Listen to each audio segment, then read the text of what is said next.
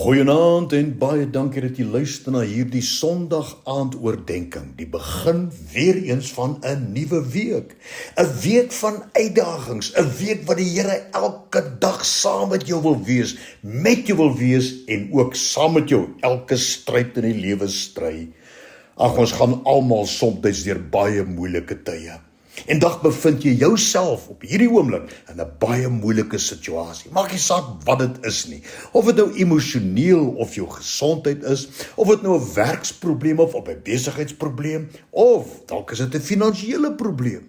Dis na jou toe wat die Here nou op hierdie oomblik kom en hy sê in Jesaja 55 vers 1: O almal wat dors het, kom na die waters, en wie geen geld het nie, kom. Koop en eet, ja, kom, sê die Here, koop sonder geld en sonder prys, wyn en melk. Is dit nie 'n wonderlike uitnodiging uit die hart van die Here nie? Hierdie woordjie, o kom, is in Hebreëus, hoi, halak, wat beteken, kom hier my kind, waarom sukkel jy so? Waarom is jy so bang? Kom na my toe, gryp my hand vas. Ek kan jou help, ek wil jou help. Hoi, halak, is 'n absolute emosionele, 'n hartseer, 'n bekommerde uitroep van 'n pa wat elkeen van ons ken, ons hemelse Vader. Hy kyk na jou en hy sê, ai tog my kind, kan dit wees? Hoekom probeer jy hierdie stryd alleen stry?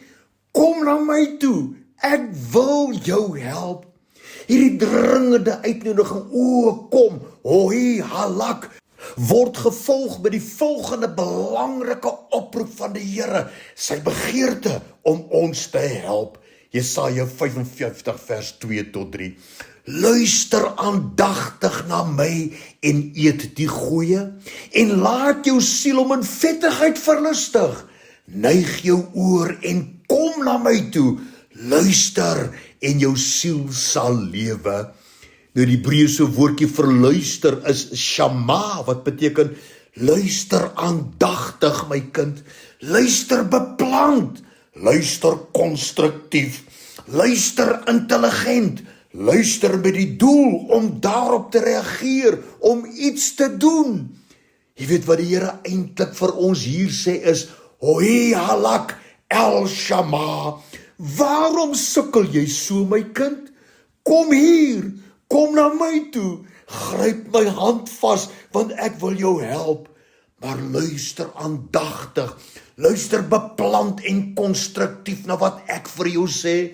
Reageer daarop, doen wat ek vir jou sê, want dan sal jy die goeie eet en jou siel sal hom in vettigheid verlustig.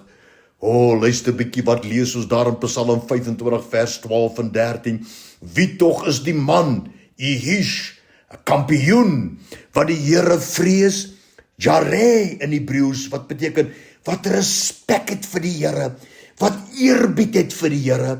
Hy, die Here, sal hom leer aangaande die weg wat hy moet kies, kan jy sien? In hierdie toestand waarin jy jouself bevind, die Here wil jou leer hoe om vorentoe te beweeg, om die regte dinge te doen. Hy gaan verder en hy sê, hy self sal vernag in die goeie, hy wat luister, hy wat aandagtig luister, sal vernag in die goeie, en sy nageslag sal die land besit. Dalk lyk jou lewe soos 'n droë boom met dooie wortels, uitgemergel as gevolg van probleme en omstandighede, vure wat brand en siektes wat jou tref, dinge wat die duiwel aangewend het om te slag en te steel en te verwoes in jou lewe. En is juist na jou wat die Here roep en hy sê, o kom en luister na my, hoi halach el shama. Ja, dis die Here wat hier uitroep na jou en sê, hoi halach el shama, o my kind, kom en luister na my. Ek steek my hand uit, gryp my hand vas en leer van my. Ek wil u aanmoedig, spandeer 'n paar oomblikke in die teenwoordigheid van die Here. Voordat jy enigiets besluit of enigiets doen, praat net met die Here. Gaan in jou binnekamer, maak die deur toe en sê vir almal, ek gaan nou met die Here praat, want hy het my uitgenooi om met hom te praat. Is die Here nie goed nie? En onthou altyd, hy is vir jou. Die Here God wat wonders gedoen het van die boek Genesis reg deur die Ou Testament en die Nuwe Testament, is nog steeds dieselfde, gister, vandag, tot in alle ewigheid. O, kom na my toe, my kind. Hoi, halach, el shama.